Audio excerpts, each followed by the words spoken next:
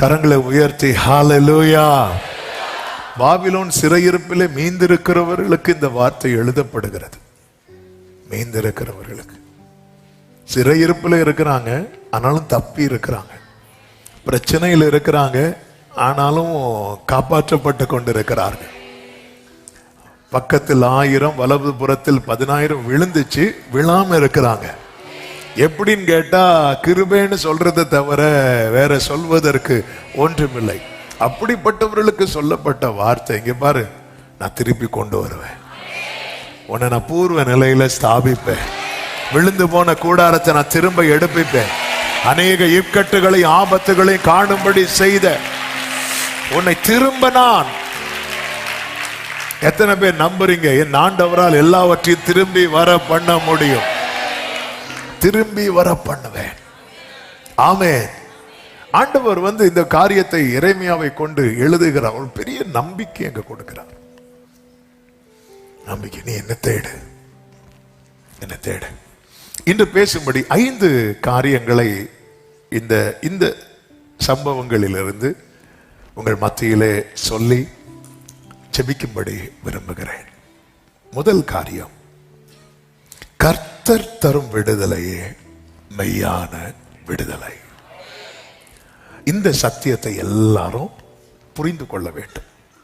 இந்த சம்பவத்தையே நான் சொல்லும்படி விரும்புகிறேன். சரித்திரத்துக்குள்ள ரொம்ப போகல, நான் ஆவிக்குரிய கண்ணோட்டத்தோடு சொல்ல விரும்புகிறேன். 28வது அதிகாரத்துல நீங்க பாத்தீங்கன்னா, அனனியா என்கிற தீர்க்கதரிசி ஒரு பெரிய தீர்க்க தரிசனத்தை சொல்லுகிறான். அவனை தீர்க்கதரிசி என்றுதான் வேதமே சொல்லுகிறது.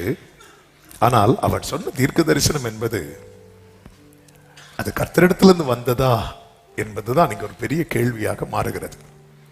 அந்த தீர்க்க தரிசி என்ன சொல்லுகிறான் என்றால், அவன் சொன்ன தீர்க்க தரிசனம் கேட்பதற்கு ரொம்ப எல்லாருமே கேட்க விரும்புகிற தீர்க்க தரிசனம். ஏற்கனவே கர்த்தர் என்ன உரைத்திருக்கிறார் என்றால், பாபிலோனின் சிறையிருப்பு நீங்குவது 70 வருடம் ஆகும் என்று உரைத்திருக்கிறார். ஆனால் இந்த தீர்க்கதரிசி தீர்க்க தரிசனம் எப்படி உரைக்கிறான் என்றால், அதனுடைய 2வது வசனத்துல, இஸ்ரவேலின் தேவனாகிய சேனைகளின் கர்த்தர் உரைக்கிறது என்னவென்றால், பாபிலோன் ராஜாவின் நுகத்தை முறித்தேன். அதாவது ஒரு நுகத்துக்குட்பட்டிருக்கிறவன் கேட்க விரும்புகிற தீர்க்க தரிசன வார்த்தை. உண்மையில இந்த நுகத்துக்கு உட்பட்டு ஜனங்கள் காணப்பட போகிறார்கள். அதற்கு அடையாளமாய் ஒரு நுகத்தை மாட்டிட்டு ஒரு ஆள் இருக்கிறார். யார் தெரியுமா? எரேமியா. அதற்கு முந்தின 27வது அதிகாரத்துல கர்த்தருடைய வார்த்தை எரேமியாவுக்கு உண்டாகி 2வது வசனத்தில் சொல்லுகிறார், நீ உனக்கு கயிறுகளையும் நுகங்களையும் உண்டு பண்ணி அவைகளை உன் கழுத்திலே பூட்டி கொண்டுன்னு சொல்றார். ஒரு மரத்தால ஒரு நுகத்தை உண்டு பண்ணி இப்படி ஒரு நுகம் அதை கழுத்துல மாட்டிட்டு அப்படி இருக்கிறார். தீர்க்கதரிசி ஒரு அடையாளமா, இப்படிதான் இஸ்ரவேல் ஜனங்கள் யாருக்கு பிடியில இருக்க போறாங்க? பாபிலோனியர் பிடியில இருக்கிறாங்க. சரி, அந்த காரியத்தை விடுவோம், நான் செய்திக்கு வர விரும்புகிறேன். அப்போ ஒரு நுகத்துக்கு உட்பட்டு இருக்கிறவன் உண்மையிலே எதை கேட்க விரும்புவான் என்றால், கர்த்தர் நுகத்தை முறிப்பார் என்பதை கேட்க விரும்புவான். ஆமென். இங்கே அதுதான் சொல்லப்படுகிறது. என்ன தீர்க்க தரிசனம் உரைக்கப்படுகிறது? பாபிலோனின் ராஜாவின் நுகத்தை முறித்தேன். 28:2 நுகத்தை முறித்தேன். எவ்வளவு நாளுக்குள்ள முறிப்பேன் என்று சொல்லுகிறார். 3வது வசனத்திலே, பாபிலோன் ராஜாவாகிய நேபுகாத் நேச்சர் இவ்விடத்திலிருந்து எடுத்து பாபிலோனுக்கு கொண்டு போன கர்த்தருடைய ஆலயத்தின் பணிமுட்டுகளை எல்லாம் நான் 2 வருஷ காலத்திலே இவ்விடத்துக்கு திரும்ப வர பண்ணுவேன். அல்லேலூயா. இப்போ நான் ஒன்னு கேட்கிறேன் உங்ககிட்ட. ஆமென். என்ன கேட்கிறேன் அப்படின்னா, உங்களை நோக்கி 2 பேர் ப்ராஃபஸி சொல்றாங்க. ஒருத்தர் சொல்றாரு கர்த்தர் நுகத்தை முறிப்பார், 70 வருஷத்துல நடக்கும். இன்னொருத்தர் சொல்றாங்க கர்த்தர் நுகத்தை முறித்தார், 2 வருஷத்துல நடக்கும். நமக்கு எது தேவை? என்ன கோரஸ்? இதுதானே நம்மளை கவருது. இதுதானே நம்மை கவருகிறது. உண்மையில இப்ப நுகம் முறிக்கப்படுவது இஸ்ரவேல் ஜனங்கள் எல்லாரை விட யாருக்கு மிக அவசியம் என்றால் எரேமியாவுக்கு. நுகத்தை உடைப்பேன் 2 வருஷத்துல அப்படி சொல்லும் போது எரேமியா என்ன சொல்றான் தெரியுமா? அந்த தீர்க்கதரிசியை பார்த்து 6வது வசனத்துல, ஆமென், கர்த்தர் அப்படியே செய்வாராக அப்படிங்கிறார். ஆமென். கர்த்தர் நுகத்தை முறிப்பார். இது ப்ராபசி, இது மாறாது. ஆனா இந்த அனனியா என்கிறவன் என்ன சொல்லுகிறான் அப்படின்னா, இன்னைக்கு பொதுவாகவே கர்த்தர் எரேமியாவை வச்சு என்ன ப்ராபசி சொல்றாருன்னா, இந்த நுகத்துக்கு கீழே நீ கொஞ்ச நாள் இருக்கணும் அப்படிங்கிறார். ஆனா அனனியா என்கிற தீர்க்கதரிசி சொல்றான், நுகமே கிடையாதுப்பா, நுகத்துக்கு கீழே இருக்க வேண்டாம். கர்த்தர் நுகத்தை முறிச்சிட்டாரு. 2 வருஷத்துல எல்லாமே செட்டில் ஆக போகுது. இதை கேட்கும் போது முதல் ஆமென் சொன்னதே யாருதான் அப்படின்னா எரேமியா தான். எல்லாருக்கும் அதுதான் ஆசை. ஆனா எரேமியா ஆமென் சொல்லிட்டு என்ன சொல்றாருன்னா, இங்க பாருங்க, முற்காலத்திலிருந்தே நமக்கு தெரியும், ஒரு தீர்க்கதரிசி ஆனாலும் சரி, அவங்க சொல்ற தீர்க்க தரிசனம் அது நடந்தால், அதனுடைய 9வது வசனத்தை வாசியுங்கள். சமாதானம் வரும் என்று தீர்க்கதரிசனம் சொல்லி இருக்க, அந்த தீர்க்கதரிசி சொன்ன வார்த்தையின்படியே வந்தால், அப்பொழுது அவன் கர்த்தர் மெய்யாய் அனுப்பின தீர்க்கதரிசியாக விளங்குவான் என்று எரேமியா தீர்க்கதரிசி சொன்னான்.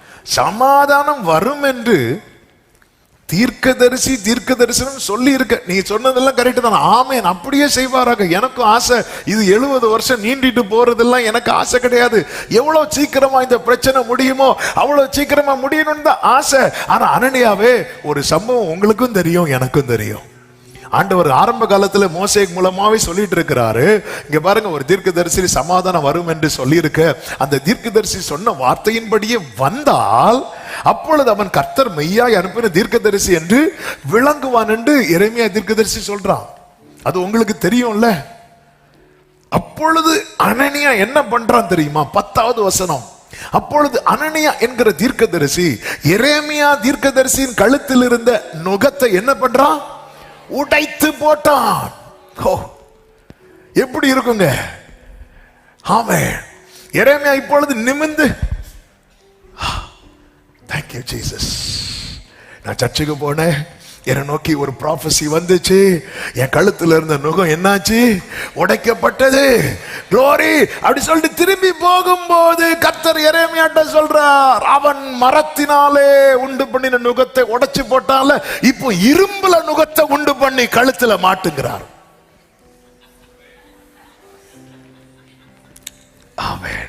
அதனுடைய 12 வாசியுங்கள். அனனியா என்கிற தீர்க்கதரிசி எரேமியா தீர்க்கதரிசியின் கழுத்தில் இருந்த நுகத்தை உடைத்து போட்ட பிற்பாடு கர்த்தருடைய வார்த்தை எரேமியாவுக்கு உண்டாகி, அவர், நீ போய் அனனியாவை நோக்கி, நீ மரநுகத்தை உடைத்தாய், அதற்கு பதிலாக இருப்பு நுகத்தை உண்டு பண்ணு என்று கர்த்தர் சொன்னார். இங்கே சொல்ல வருகிற செய்தியை கேளுங்கள், நல்ல கவனிங்க. இந்த இடையில நிறைய பேர் நம்மை விடுவிக்க முயற்சிப்பார்கள். அப்போ கழுத்தில் இருக்கிற ஒரு மர நுகத்தடி என்ன ஆகுது? முறியுது. முறிஞ்சதான் நம்மால் என்ன பண்றாரு? நிமிர்ந்தாரு. நிமிர்ந்து கொஞ்ச நேரம் ஆகல, இப்போ என்ன நுகத்தடி இருக்கு? அதன் அர்த்தம் என்ன? தற்காலிக விடுதலை இருக்குல்ல. தற்காலிக விடுதலை என்ன விடுதலை தெரியுமா? தேவன் தராத விடுதலை நம்முடைய கட்டை இன்னும் அதிகமாய் இறுக பண்ணும்.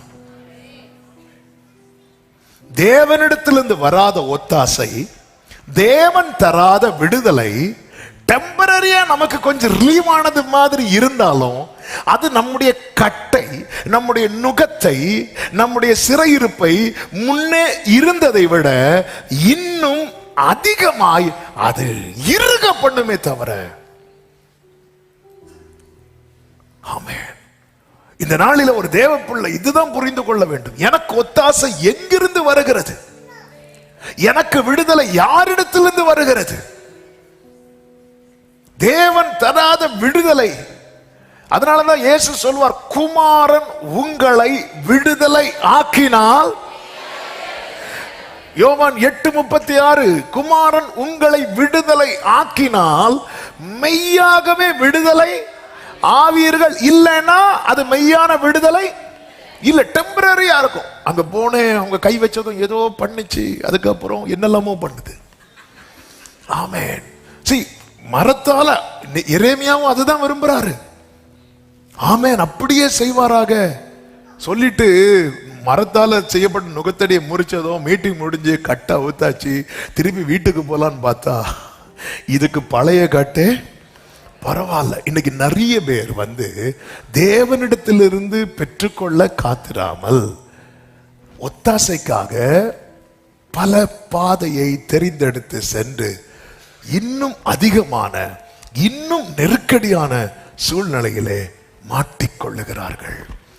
ஆவியானவர் சபைகளுக்கு சொல்லுகிறதை காதுள்ளவன் கேட்க கடவன்.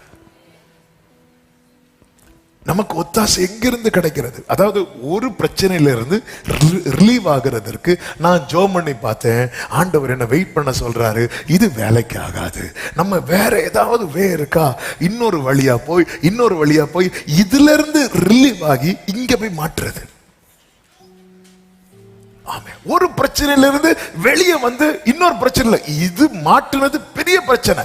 அதாவது பஞ்சகாலத்துக்கு தப்புவிக்க எகிப்துக்கு போய் எகிப்துல மாட்டினாங்க பாத்தீங்களா? எகிப்துல போய் போனதே எதுக்கு? பஞ்சகாலம். பஞ்சகாலம் எத்தனை வருஷம்? 7 வருஷம். 7 வருஷம் முடிஞ்சது, யோசேப்பு காலம் முடிஞ்சது. யாருக்காவது திருப்பி வரணும்னு தோணுனாங்களா? இல்ல.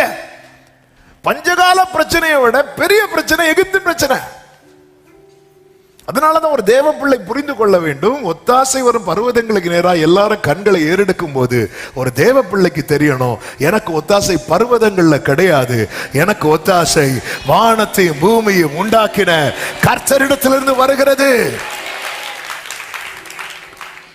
பிதா கிட்ட இயேசு கேட்கிறார், இந்த பாத்திரம் என்னை விட்டு நீங்க கூடுமானால் நீங்கும்படி செய்யும் என்று கேட்கிறார். பிதா ஏதாவது பதில் சொன்னாரா? அமைதியா இருந்துட்டார்.